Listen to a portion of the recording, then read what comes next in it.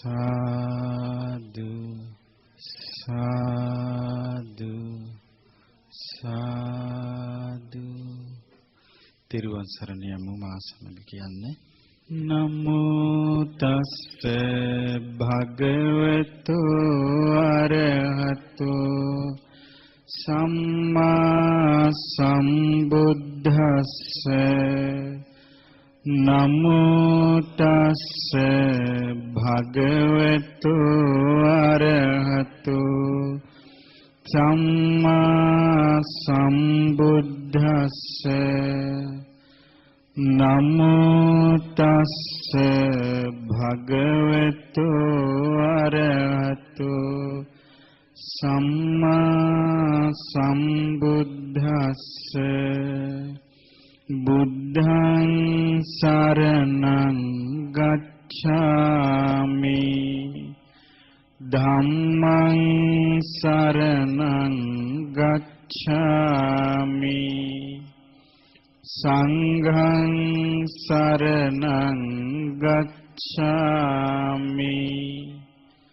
ဒုတိယံ පි බුද්ධං සරණං ගච්ඡාමි ဒုတိယံ පි ධම්මං සරණං ගච්ඡාමි ဒုတိယံ පි සංඝං සරණං ගච්ඡාමි တတိယံ පි බුද්ධං සරණං ගච්ඡාමි တတိယံ පි ධම්මං සරණං ගච්ඡාමි တတိယံ පි සංඝං සරණං ගච්ඡාමි. සීලය අදිටන් කරගන්න. මම සතුන් මෙරීමෙන් වැළකීම නම් වූ සිල්පදය සමාදන් වෙමි. මම සොරකමින් වැළකීම නම් වූ සිල්පදය සමාදන් වෙමි. මම වැරදි කාම සේවනයෙන් වැළකීම නම් වූ සිල්පදය සමාදන් වෙමි. මම බොරු කීමෙන් වැළකීම නම් වූ සිල්පදය සමාදන් වෙමි. මම මත්පැන් හා මද්ද්‍රව්‍ය භාවිතයෙන් වැළකීම නම් වූ සිල්පදය සමාදන් වෙමි. උතුම් තිසරණ සහිත වූ මාගේ මේ සීලය මේ ජීවිතයේ යහපත පිණිසද පරලොව සුගතිය පිණිසද නිවන අවබෝධ වීම පිණිසද උපකාර වේවා. සාදු සාදු සාදු. සදහවත් පින්වත් දරුවනි, අද ඔබට විශේෂ දවසක්. සදහවත් සියලු දෙනා එකතු වෙලා තමන්ගේ ජීවිතයට වටිනා දෙයක් ලබා ගන්නට මේ සූදානම් වෙන්නේ. අප වටිනවා කියලා හිතන ගොඩාක් දේවල් පස්සේ අපි දුවනවා. අපි බොහොම කැමති ලස්සන ඇඳුම් වලට, අපි බොහොම කැමති කනකර ආභරණ වලට. අපි කැමති ඉඩ කඩන් ගෙවල් දොරවල් වලට. අපි කැමති ලස්සන ජීවිතයක්. මේ දරුවන් කැමති ඇති. පිරිමි පුතාලා කැමති කීකරු ලස්සන බිරිඳක්. දූලා කැමති හොඳ ස්වාමියෙක්. ඊළඟට දූ දරුවෝ. මේ ඔක්කොම අපි වටා රැස් වෙන සම්පත් හැටියට නේ අපි සැලකන්නේ. අපේ සිහිනේ. දැන් අපි එක එක්කෙනා ගත්තොත් එක එක්කෙනාගේ ලෝකේ එක එක්කෙනාට සිහිනයක්. ඒ ලෝකේ තුල ඉඳගෙන තමයි අපේ ජීවිතේ දිහා අපි බලන්නේ. අපි කාටත් ඒ ලැබෙන දේවල් වලින් අපේ සිත සතුටු කරන්න පුළුවන් බව හැබෑව. නමුත් දුක ඇති වෙන වෙලාවට ඒ කිසිවකින් දුක පිරිමසින්න බෑ. ඒ දුක නැති කරන්න බෑ. ඊළඟ එක ඒ සියලු දේ තියෙන්නේ අපේ කයත් එක්කයි. ආභරණ තියෙන්නේ කය සරසන්න. වස්ත්‍ර තියෙන්නේ කය සරසන්න. කෑම බීම තියෙන්නේ කය උදෙසා. ගෙවල් දොරවල් තිබෙන්නේ ශරීරයක් තියාගන්න. නමුත් මේ හැම එකක්ම වෙනුවෙන් හිතෙන් අපි හරියට මහන්සි වෙනවා. කයෙන් වගේම හිතෙන් මහන්සි වෙනවා.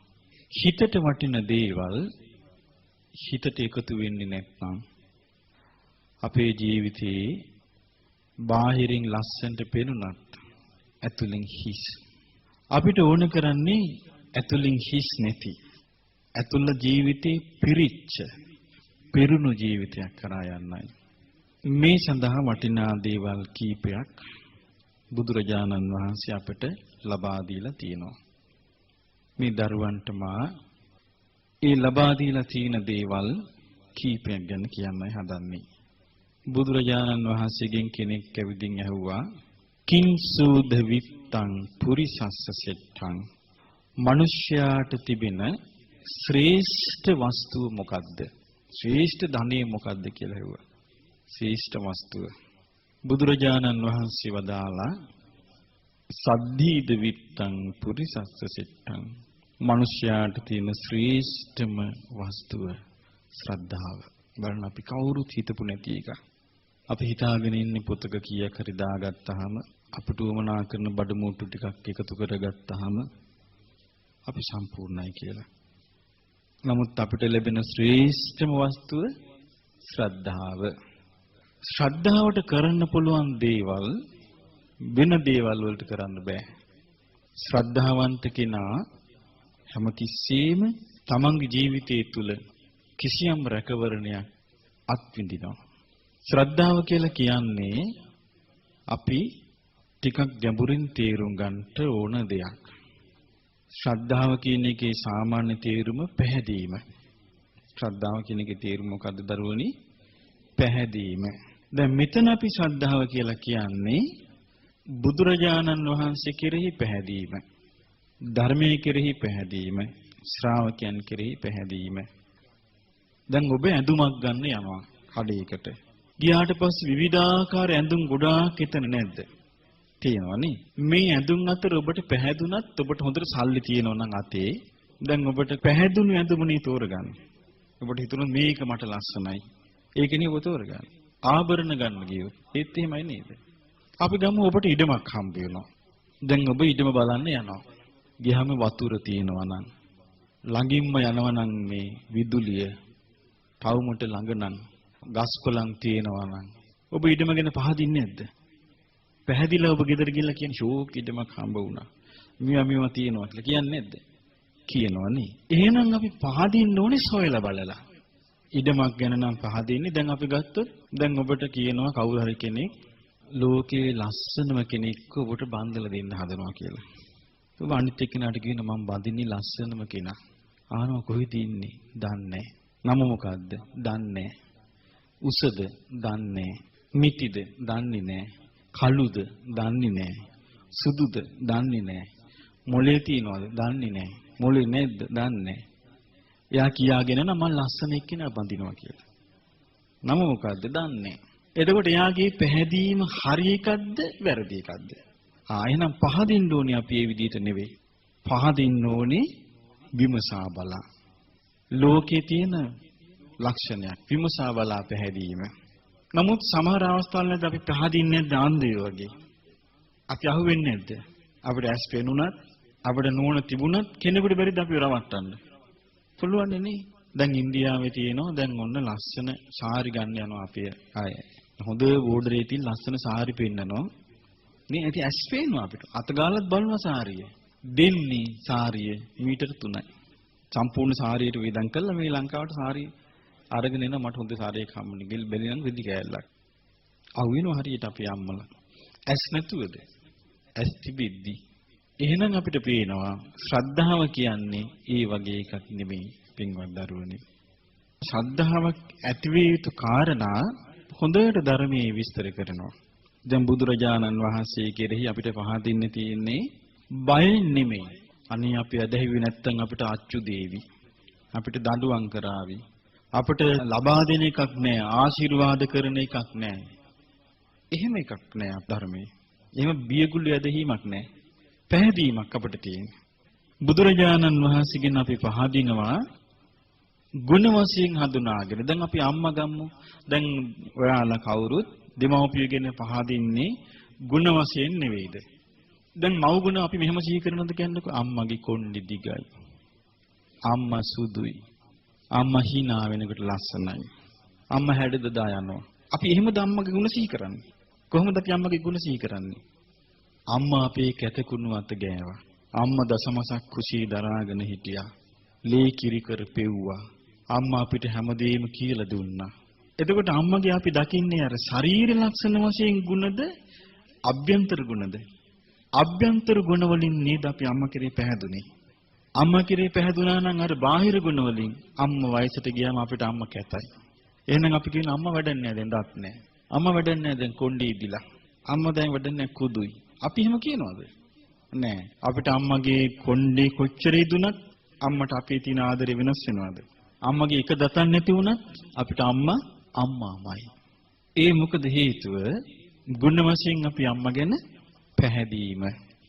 එතකොට අපිට අම්මා ගැන පුළුවන් අපිට හොඳට හිතන්න. හිතද්දි දැන් මට නම් අම්මාව නිතර මතක් වෙන කරුණක් කියන දරුණු. ඔබටත් එහෙම දන්නේ. හිටපු ගම ළමයි දාලා ගියා. සමහර අම්මලා ළමයි මැරුවා. මව් කුසී මැරුවා. ඔහොම ඉතින් අප්පත්තරල දකින්න ලැබෙනවා. එතකොටම මට මගේ අම්මා මතක් වෙනවා. අනේ මගේ අම්මා මට මෙහෙම කළේ නෑනේ. ඒක වළක්වන්න බෑ. මට නිකම් වෙනවා හිතට.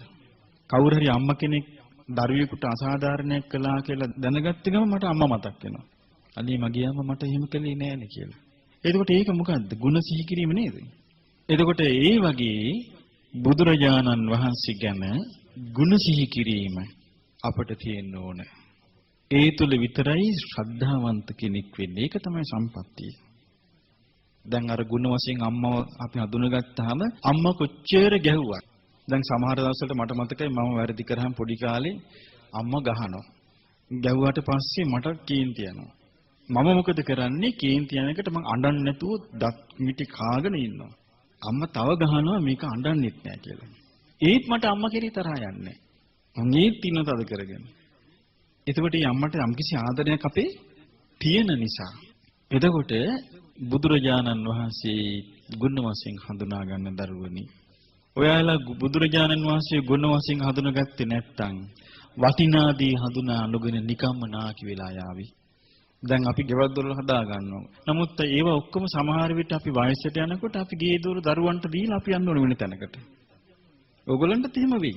ඕගොල්ලෝ වයසට යනකොට දරුවන්ට දී ඕගොල්ලෝ හදාගත්ත දේවල් ටික දරුවම කියේ අම්මලා දැන් වෙන තැනකට යන්න අපිට පාඩු වෙන්න දීලා කියලා. වෙන්න පුළුවන් දේවල්. සමහරට ආදරෙන් රැකගත්තු දේවල් ඔබට අහිමි වෙයි. නමුත් එහෙම වෙන්නේ නැහැ. ඔබේ ජීවිතේට ගුණ වශයෙන් හඳුනාගෙන හිටියොත්. බුදුරජාණන් වහන්සේගේ ගුණ 9ක් උන්වහන්සේ අපිට හඳුන්වලා දීලා තියෙනවා. අම්මා ගැන තියෙන ගුණ කීපයක් තියෙන්නේ. කොහොමද? බ්‍රහ්මාති මාතා පිතරෝ. මෙත්තා කරුණා මුදිතා උපේක්ෂා තියෙන බඹ ලෝ ඉන්න අය වගේ. පුබ්බාචරියා ජීවිතේට මුලින්ම හම්බ වෙන ගුරුවරු. ආහුනීයාච පුත්තානං දරුවන්ගේ අපෝපස්ථාන ලබන්න සුදුසු අය. එහෙමයි තියෙන්නේ. පජාය අනුකම්පකා ලෝක ප්‍රජාවට අනුකම්පා කරන අය මව්පියෝ. බුදුරජාන් වහන්සේ ගුණ කොහොමද තියෙන්නේ? අරහං වනසේක. ඒක දෙමාපියන්ට අරහන් කියන්නේ. අරහන් වුණසේක කියන එකේ තේරුම දන්නේ යාට උසන්න බලන්න. 3 දිනයි 4යි 5යි 5ද 6යි. අරහන් කියන එකේ තේරුම කියන්නේ දුව කියන්නේ රාග දේශ මොහ ප්‍රහාණය කළ උත්තමයන් වහන්සේ නිසා අරහන් වනසේක. හරියටම හරි. දැන් හිතන්න මෙහෙම එකක්. රාගය කියන්නේ මේ හිත කිලුට කරන එකක්ද හිත පිරිසිදු කරන එකක්ද? රාගය මුල් කරගෙන මිනිස්සු සතුන් මරන්නේ නැද්ද? රාගය මුල් කරගෙන හොරකම් කරන්නේ නැද්ද? රාගය මුල් කරගෙන අනාචාරය හැසිරෙන්නේ නැද්ද? හැසිරෙනවා. රාගය මුල් කරගෙන මත්පැන් මත්ද්‍රව්‍ය පානය කරන්නේ නැද්ද? රාගය මුල් කරගෙන බොරු කියන්නේ නැද්ද? කේලම් කියන්නේ නැද්ද? පරුස වචන හිස් වචන කියන්නේ නැද්ද? අනුන්ගේ දේවල් වලට හුල්ල ඉන්නේ නැද්ද? ලබා ගන්න බැරි දේවල් ද්වේෂ කරන්නේ නැද්ද? පින්පව මුකුත් හිතන්නේ රාගය විසුණාම. එහෙනම් ඒක අකුසලයක්. එතකොට ඒ රාගේ හිතකින් බැහැර වුණා කියන්නේ හිත පිරිසිදු නැද්ද? පිරිසිදු හිතක ලක්ෂණයක්. ද්වේෂය කියන්නේ ජීවිතේ යහපත උදා කරන එකක්ද අයහපත් දෙයක්ද? දැන් බලන්න මේ රාග දේශ නිසා නෙමෙයිද මේ ලංකාවේ ලෝකේ තියෙන සියලුම ප්‍රශ්න තියෙන්නේ. දැන් අපි ගමු දේශීය මිනිස්සුන්ට පාලනය කරන්න පුළුවන් නම් දැන් මේ අපේ රටේ ඇති වෙච්ච මිනිමැරුම්, ඝාතන, කලකෝලල එකක්වත් ඇති වෙනවද? එකක්වත් ඇති වෙන්නේ නැහැ. දේශය ජය ගන්න පුළුවන් නම් ඒව ඇති වෙන්නේ නැහැ. දේශය නිසා මිනිස්සු සතුන් මරන්නේ නැද්ද? මිනි මරන්නේ නැද්ද? දේශය නිසා හොරකම් කරන්නේ නැද්ද? දේශයට අනාචාරය හැසිරෙන්නේ නැද්ද? හැසිරෙනවා. දේශය මුල් කරගෙන. දේශය මුල් කරගෙන දේශයට මිනිස්සු බොනවා. දේශය ඇති වුණාම. දැන් එක දවසක් මහත්තයෙක් මෙහි ආවා. එයාට කේන්ති ගිගම එයා කරන්න ගිහිල්ලා බොන එක. මේක නවත්ත ගන්න කොහොමද කියලා අහගන්න ආවා මෙහි. එතකොට පේනවා දේශයට බොනවා මිනිස්සු ගිහිල්ලා. එතකොට තමන්ට පාලනය කරගන්න බැරි තමන්වත් අනුන්වත් විනාශ කරන දෙයක්. දස අකුසල්ම සිද්ධ වෙනවා. මෝහිනුත් එහෙමයි. මෝහය කියලා කියන්නේ මුලාව. ඒ කියන්නේ මේ අකුසල් වලින් සිදුවෙන දේ අයහපත් මේක නරක දෙයක් කුසල් දිනු කරන්න මුකුත් දන්නේ නැහැ. එයා හිතන ඔය සත්තු ඉන්නේ මරාගෙන කන්නනේ ආපන්. අනුන්ගේ දෙයක් ඔය තියෙන මිනිස්සෙකුගෙන් හොරකම් කරා මොකද? ඔය තියෙන්නේ මිනිස්සුත් හම්බ කරන්නේ වань අපි පොඩ්ඩක් ගත්තාම මොකද? මේ හොරකම හිතනවා මෝහය නිසා. ඊළඟට අනාචාරය ගැන හිතන්නේ ඕක මොකද්ද මේ විද්‍යාත්මක ලෝකේ ඕක මොකද්ද ඕක? දෙන්න කැමති නැහැ ඉවරනේ වැඩි. මෝහය. එතකොට මේ විදිහට හිතනවා. ඔය පොඩ්ඩක් බිව්වම මොකද? ඔහොම හිත යනවා මෝහය නිසා. එතකොට යම් කිසි කෙනෙක් ඒ රාගයයි, ද්වේෂයයි, මෝහයයි හිතෙන් බැහැර කළා නම් එයාගේ ජීවිතය තුළ කිසි දවසක තමාට හෝ අනුන්ට හෝ හානි කරන දෙයක් සිද්ධ වෙන්නේ නැහැ. බුදුරජාණන් වහන්සේ තමයි මේ தත්ති දිනු කරපු පළවෙනි කෙනා. අරහන් කියන වචනේ ඊළඟ සරල තේරුම රහතන් වහන්සේ. එතකොට ගුණ වශයෙන් බුදුරජාණන් වහන්සේ හඳුනා ගැනීමේදී පළවෙනි ගුණය මොකද්ද? රහතන් වහන්සේ නමක්. අපි සතුටු වෙන්න ඕනේ දරුවනේ ගැන. මොකද අපිට රහතන් වහන්සේ නමක් අපේ ජීවිතේට ගුණ වශයෙන් හඳුනා ගන්න ලැබීම. දැන් අපි මෙහෙම කියමු. දැන් ඔන්න ඔබ දුර පළාතකට යනවා. ඔබ දැන් අම්මට හරි ආදරේ. ඔබ අම්මගේ ෆොටෝ එකක් අරගෙන ගිහිල්ලා ඉල්ලගෙන ඉන්නවා තියාගෙන. කවුරු හරි කෙනෙක් ඇවිල්ලා අහනවා කවුද මේ ෆොටෝ එකේ ඉන්නේ කියලා. එතකොට ඔබ මොකද්ද කියන්නේ? අම්මා. කවුරු හරි කියන ඔතන අම්මා නෑ. ඔතන අම්මා නෑ කියලා කියනවා. කියලා ඔය ෆොටෝ එකට කෙල ගහනවා. එතකොට ඔබට මොකද්ද හිතෙන්නේ? ඔබට දුකක් ඇති වෙයිද? මෙතන අම්මා නෑනේ කමක් නෑ කියලා හිතෙයිද? මොකද්ද හිතෙන්නේ? කියන්නකෝ. දුකක් ඇති වෙනවා නේ. සමහරට තරහක් ඇති වෙනවා නේ. අනන්න ගන්නවා නේ. එතකොට අපිට පේනවා අම්මා එතන නැති වුණාට අම්මාගේ හැඩරුව තියෙන යමක් තියනවාද? එතන ඔබ අම්මා දකින්නේ නැද්ද? ඒ වගේ බුදුරජාණන් වහන්සේ පිරිනවන පෑවා කියලා ගුණ වලින් අපිට උන්වහන්සේ දකින්න බැරි කමක් නැහැ. උන්වහන්සේ ගුණතරම් දකින්න පුළුවන්. ඒ නිසා ගුණ වශයෙන් බුදුරජාණන් වහන්සේව හඳුන ගන්න ඕන. උන්වහන්සේ සම්මා සම්බුද්දයි. ඒ කියන්නේ බාහිර කෙනෙකුගේ උපකාරයකින් තොරව චතුරාර්ය සත්‍ය ධර්මයේ සම්පූර්ණයෙන්ම අවබෝධ කළා. දැන් ඔබ පහදින්න ඕනේ මේවට. දැන් මං කිව්ව ඉඩමකට පහදිනවා වගේ, මව් ගුණට පහදිනවා වගේ, බුදු ගුණට පහදින්න ඕනේ. ඔබ එවැනි මහන්සියක් කරන්නේ නැත්නම් ඔබේ ජීවිතය තුළ ඔබ නිකම්ම වයසට යයි. බුදුරජාණන් වහන්සේ පෙන්වා දෙන එහෙම අය ගන්න. කොහොමද පෙන්වන්නේ? බලිවද්දෝ ජීරති. හරකෙක් වගේ වයසට යනවා කියනවා. එහෙම නැත්නම් තියෙනවා මන්සානි තස්ස වඩ්ඩಂತಿ පඤ්ඤා තස්සන වඩ්ඩති. එයාගේ වැඩෙන්නේ මස් විතරයි. ප්‍රඥාව වැඩෙන්නේ නැහැ කියනවා. ඔබ කැමති මස් විතරක් වැඩෙන ජීවිතයකටද ප්‍රඥාව වැඩෙන ජීවිතයකටද?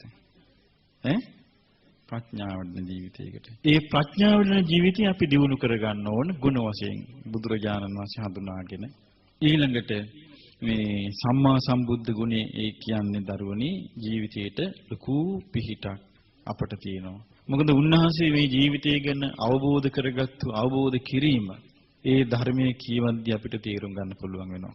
දැන් අපි කියවන දේවල් අතර දැන් ඔබ කියවනවනේ ඔබ S දෙකෙන් ධර්මයේ. ඔබ කියවන දේවල් තියෙනවනේ.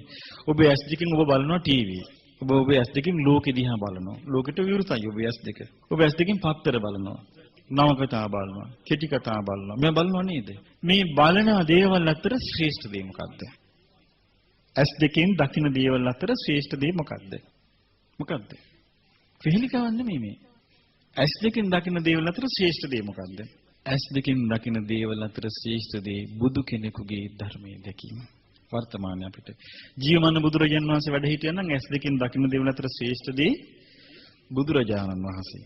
ඊළඟට වර්තමානයේ බුදුරජාණන් වහන්සේගේ ශ්‍රාවකයන් කියවන්න අපිට ලැබෙන S දෙකෙන් කියවන දේ අතර ශ්‍රේෂ්ඨ දේ බුදුරජාණන් වහන්සේගේ ධර්මයේ. එතකොට ඒක තමයි අපිට වටිනා දේ. ඊළඟ එක තමයි දරුවනි බුදුරජාණන් වහන්සේ විද්‍යාචරණ සම්පන්නයි. ඒ කියන්නේ විද්‍යාව කියන්නේ අවබෝධය. චරණ කියන්නේ හැසිරීම. ඒ කියන්නේ අවබෝධයට අනුව හැසිරෙනවා. දැන් අපි හැසිරෙන්නේ අවබෝධයට අනුවද හිතුමනාපටද? අපි සාමාන්‍යයෙන් මොකද්ද තියෙන්නේ හැසිරීමේ? හිතුමනාපය හැසිරීල්ලන්නේ. බුදුරජාණන් වහන්සේගේ එහෙම නැහැ. දැන් අපි ගත්ත සමහර ඉන්නවා මහා උගත් කියලා සම්මතයි. නමුත් බොණ්ඩ ගියාට පස්සේ වැටෙනකම්ම බොනවා. එතකොට එයා උගතද බේබද්දද ඒ වෙලාවට? බේබද්ද. සමහර විට මහා විශාල සභාවලට යන පිළිගැනීම තියෙනවා. ඊළඟ මොහොතේ අනාචාරය දෙනවා. එතකොට සල්ලාලය. ඊළඟ මොහොත මහා හොඳ උගත් කියනවා. ඊළඟ මොහොතේ පච මල්ල. එහෙම නැද්ද? ඒ කියන්නේ අවබෝධයකුත් නැහැ හැසිරීමකුත් නැහැ. අවබෝධයට අනුකූල. සාමාන්‍යයෙන් බුදුරජාණන් වහන්සේගේ ජීවිතය එහෙම නැහැ. උන්වහන්සේගේ ජීවිතයේ සම්බුද්ධත්වයට පත් වෙච්ච මොහොතේ ඉඳලා පිරිනිවන් පාන අවසාන හුස්ම පොද මේ වාතලයට මුසු වෙන මොහොත දක්වා අවබෝධයෙන් යුක්ත හැසිරීමමයි තිබුණේ. දැන් සාමාන්‍ය මේ වගේ ලෝකයක් නෙමෙයි දරුවෝ එදා තිබුණේ. මීට අවුරුදු 2500කට කලින් තිබිච්ච ලෝකෙ දැන් නැහැ. ඒ කාලේ ලයිට් නැහැ. පාරවල් නැහැ. මේ වගේ යාන වාහන නැහැ. ඒ ලෝකේ අපිට හිතා ගන්න බෑ දැන්. එවන් ලෝකයක් තුල ආගමික වශයෙන් මිනිස්සු පුදුම විදියට කැළඹීමකින් යුතු ලෝකයක්. දැන් ඒ ලෝකේ නැහැ. එවන් ලෝකයක බුදුරජාණන් වහන්සේ ගුණ වශයෙන් අවබෝධයෙන් යුක්තව හැසිරෙනවා කියුවට පස්සේ ලෝකෙම ඇසරම් බලාගෙන ඉන්නේ. වර්ධින මොහොත හොයන්න.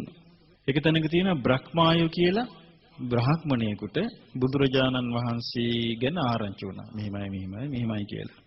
එයා මොකද කළේ? අවුරුදු 7ක් උන්වහන්සේ යන තැන ගියා. උන්වහන්සේ පස්සෙන් ගියා. ඇත්තටම කවුද මෙයා? ඔය කියන ආකාරයේ ස්වභාවයෙන් මෙයා යුක්තයිද කියලා බලන්න පස්සෙන් ගියා. අවුරුදු 7 සම්පූර්ණ නාම මෙයා තේරුම් ගත්තා. මම මේ උත්තරමව සරණ යන්න ඕන.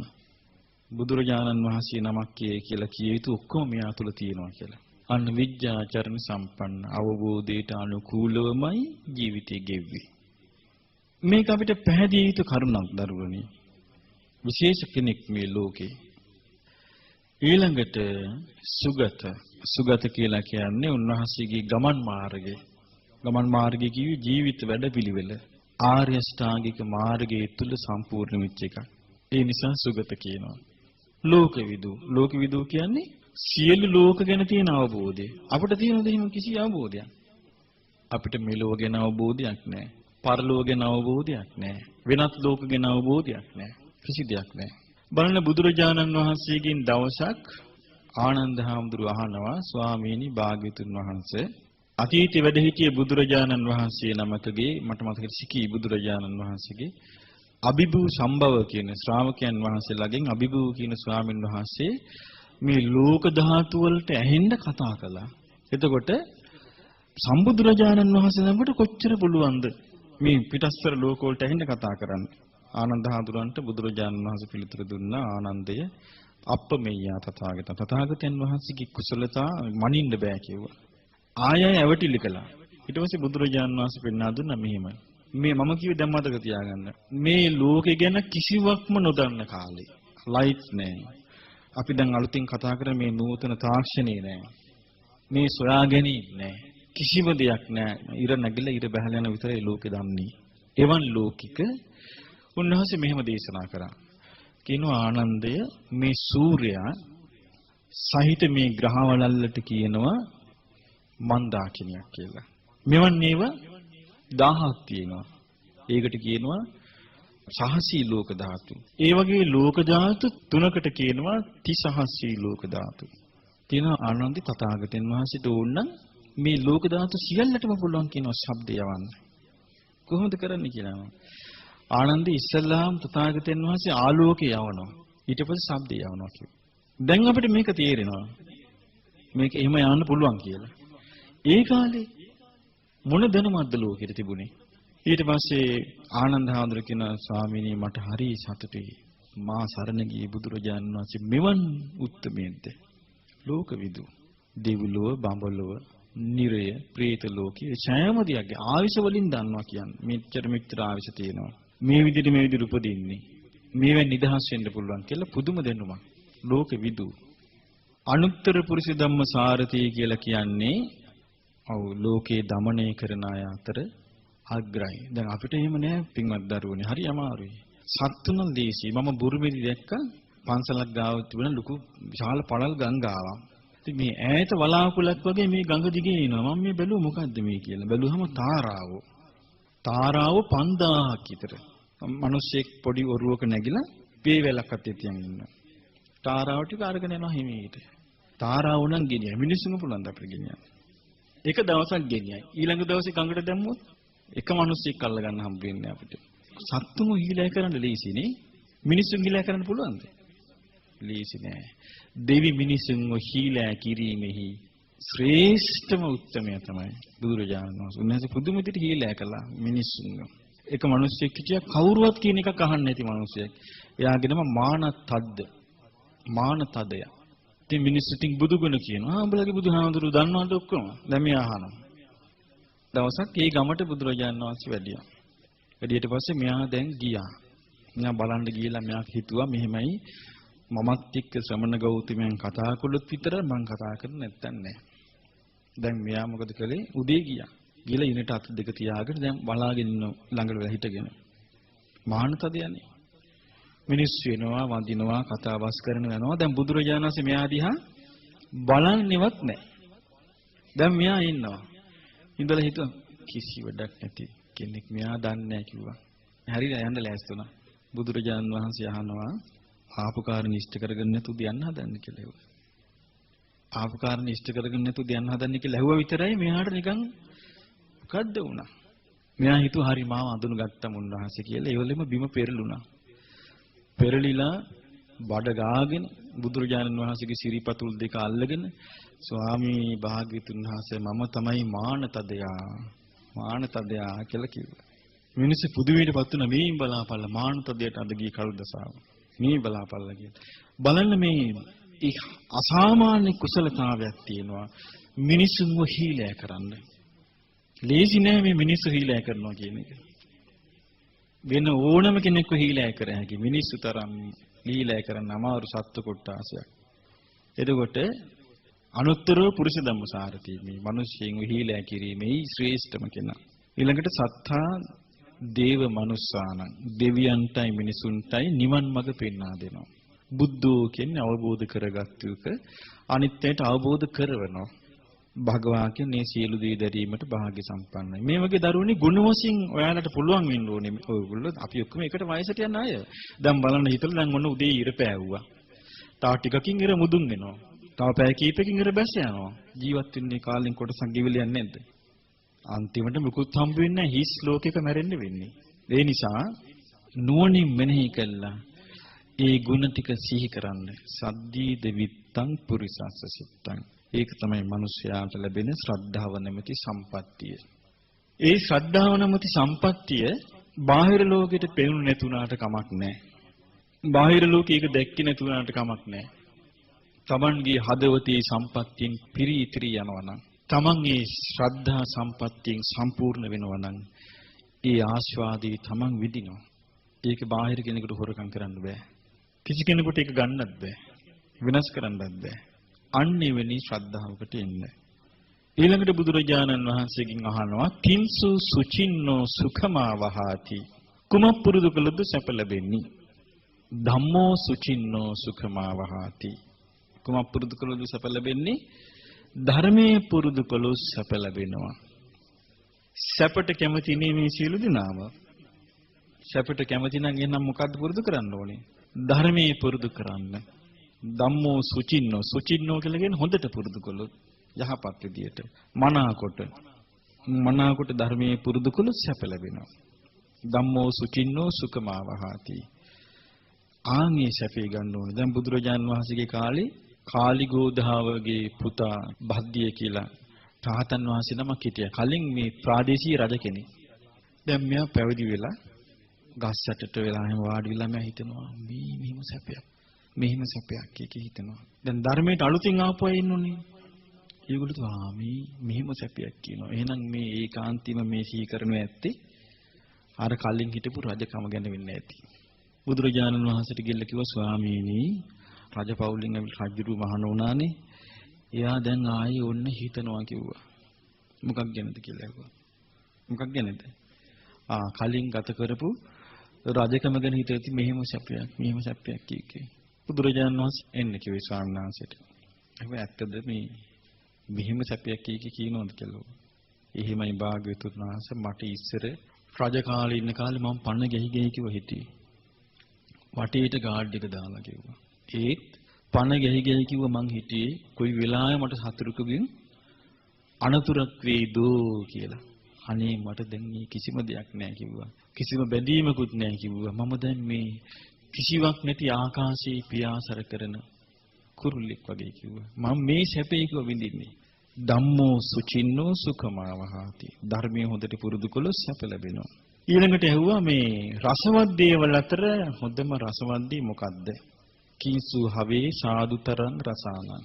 බුදුරජාණන් වහන්සේ වදාලා සච්ඡං හවේ සාදුතරං රසානං. රස අතර හොඳම රසය සත්‍ය රසය. සාමාන්‍යයෙන් ඇත්ත කියන එක සාමාන්‍ය සමාජයේ තියෙන මොකද්ද? තිත්තයි. තිත්ත ඇත්ත. නමුත් දැන් ඒ තිත්ත ඇත්ත එන්නේ මේ හොරුන්ගෙන් බොරුකාරයන්ගෙන් වංචනිකයන්ගෙන් පිරිච්ච ලෝකේට සත්‍ය කියන එක තිත්ත දෙයක්. නමුත් බලන්න සත්‍ය සාක්ෂාත් කරපු උතුමන්ට සත්‍ය කියන්නේ ඊටාම රසවත් දෙයක්. සච්ඡං හවේ සාදුතරං රසානං. රස අතර රසවත්ම දේ තමයි සත්‍ය රසය. ඒ තමයි චතුරාර්ය සත්‍යය. ඒක තමයි ලෝකේ රසවත්ම සත්‍යය. සත්‍ය රසය. චතුරාර්ය සත්‍යය කියලා කියන්නේ දුක අවබෝධ කරනවා. දුකට හේතුව නැති කරනවා. දුකෙන් නිදහස් වීම අත්දකිනවා. ඒ සඳහා ආර්ය අෂ්ටාංගික මාර්ගය සම්පූර්ණ කරනවා. ඒකයි සත්‍ය රසය කියන්නේ. දුක ගැන විතර කතා කර අඬන ඉන්න එකක් නෙමෙයි. චතුරාර්ය සත්‍ය සත්‍ය රසය. ඊළඟට ආයුවා කතං ජීවින් ජීවිතමාහු සෙට්ටං. මොන විදිහට ජීවත් වුණද ශ්‍රේෂ්ඨ වෙන්නේ? පඤ්ඤා ජීවින් ජීවිතමාහු සෙට්ටං. ප්‍රඥාවන්ත ජීවිතය තමයි ශ්‍රේෂ්ඨ වෙන්නේ. ප්‍රඥාවන්ත ජීවිතය කියන්නේ මොකක්ද?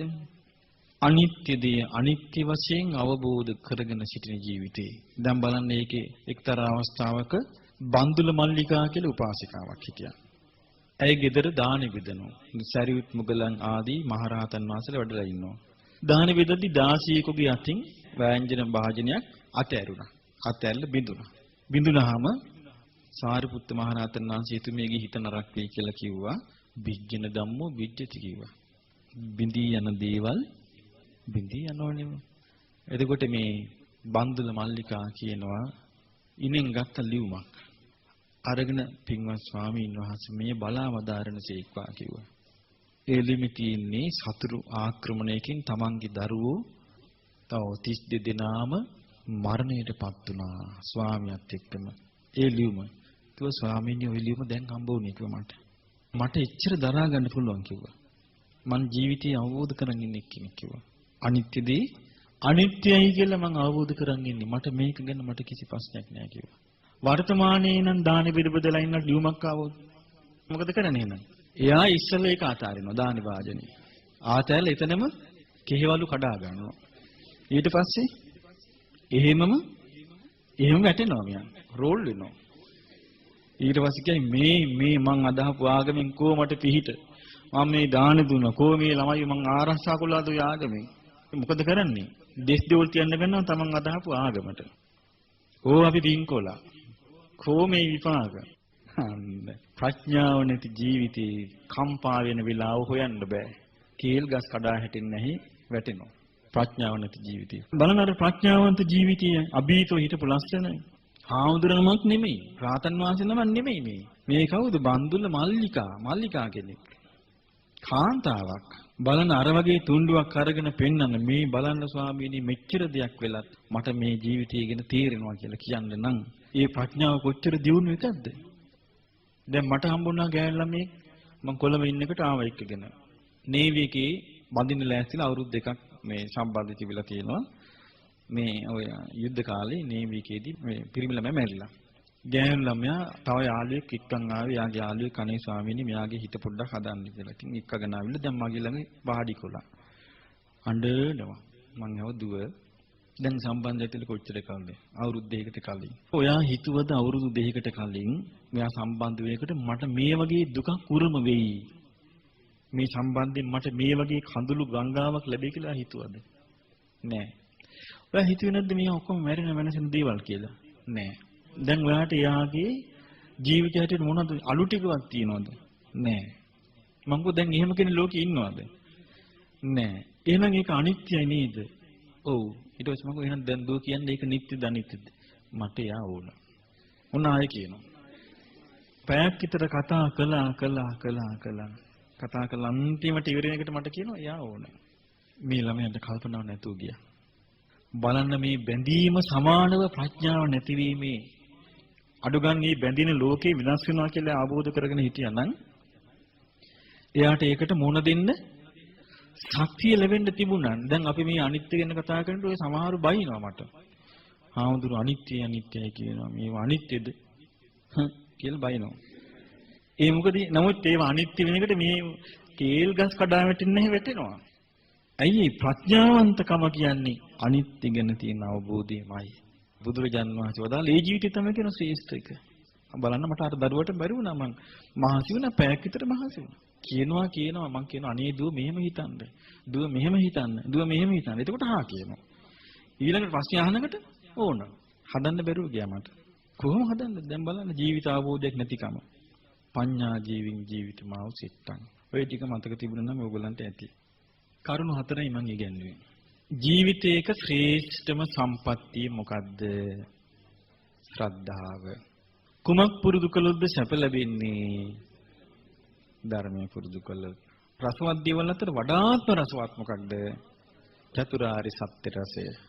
ජීවත් වීමේදී කවර ජීවිතයක්ද ශ්‍රේෂ්ඨ වන්නේ? ප්‍රඥාවන්ත ජීවිතය. ඔය හතර මතක තිබ්බනම් හොඳටම ඇති. ඉතින් ඒ නිසා දරුවනි අපි ගියන් කවි ටිකක් කියලා අවසන් කරනවා.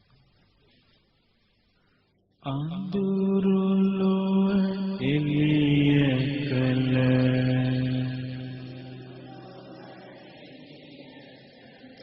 මගේ සිත පහන් කළ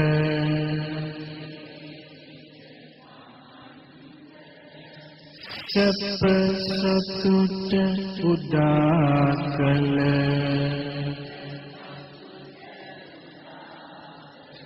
මගේ බුදු සමිඳුනේ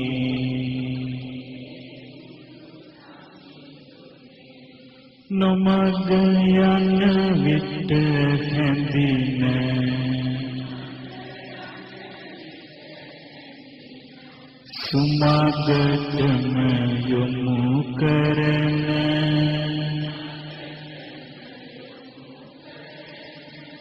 මහා කරුණා ගුණති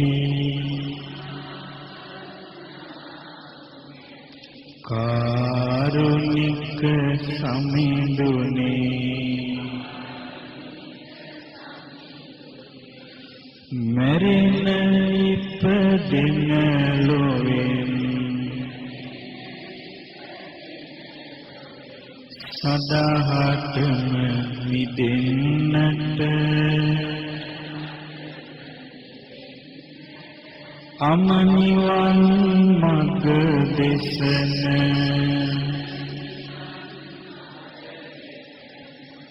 සුගත පුදු සමිඳුනේ ජීවිතේ දුක සෝක පිස්ස ධම්මා සනසවා අමා ඔසු ලබා දෙන මගේ බුදු සමිඳුනේ හුදෙකලා දිවි මගක දහම තුල තනි නොවන පිළිසරණ ලබා දෙන කාරුණික සමිඳුනේ රැවටෙමින් මේ ලොවට සැප සොයා දුවන විට ප්‍රඥාව ලබා දෙන මගේ බුදු සමිඳුනේ දුකින් මුදවා සැවුම සනාතන සැපය දෙන මගේ ලොව හිරු මඩල ඔබයි බුදු සමිඳුනේ ඔබේ බුදු සසුනේදීම ඒ අමා නිවන් දැක හැම දුකින් මිදෙන්නට පතමි බුදු සමිඳුනේ මඩගේ උඩට නැගී සුපිපි නිලුමක් විලස දම් සුවඳ බෙදා දෙන මලක් වෙමි සමිඳුනේ සරුසාර පොළව මත වැඩෙන සරු පැලය ලෙස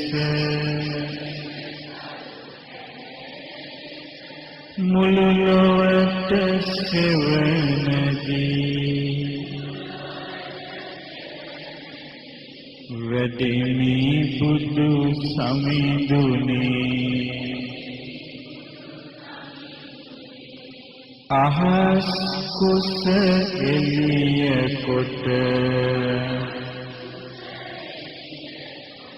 සුපුන් සඳ දිලෙන විට එළිය විහිදා දිලෙන තරුව වෙමි සමිඳුනේ සදහසිත සදාගෙන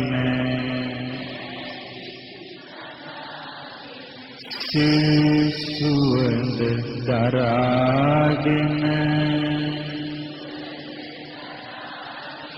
ඔබේ සිරිපා සෙවණේ වැඩෙමි බුදු සමිඳුනි අඳුර විනිවිද දිලෙන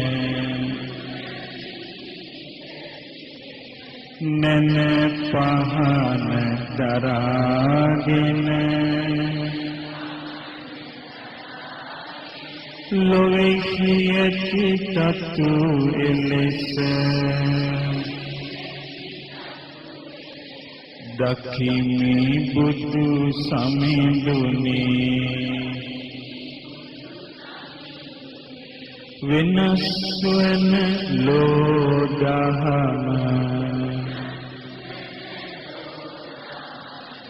සියලු තැන දකින විට උතුම් සම්බුදු සුවඳ සිහි කරමි සමිඳුනි නොසෙල්වෙන පහන් සිල එක්තැන්ව දිලෙන ලෙස මමත් සිත සමාහිත කරමි බුදු සමිඳුනි දුක් විඳින ලෝකයට ඇතියල්ම පැහැර කොට හැම දුකින්වත් මිදෙන මග දකිමි සමිඳුනි දුක් විඳින ලෝකයට ඇතියල්ම පැහැර කොට සැප සතුට ලබා දෙන මග දකිමි සමිඳුනි දුක් විඳින ලෝකයට ඇතියල්ම පැහැර කොට සදා සැප ලබා දෙන මග දකිමි සමිඳුනි